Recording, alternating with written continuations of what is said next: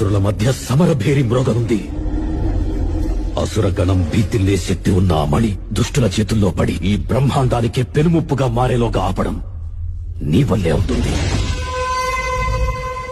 నేనొక్కడిని ఎలా ఆపగలను? ఒక్కడివేనా?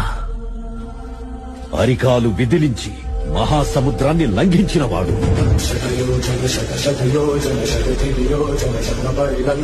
రాక్షస సైన్యాన్ని మట్టుబెట్టి రావణుడి సింహాసనాన్ని కంపించినవాడు,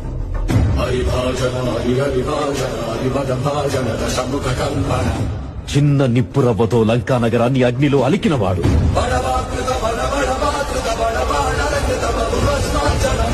త్రేతాయుగంలో రాముడి నీడయ్యాడు,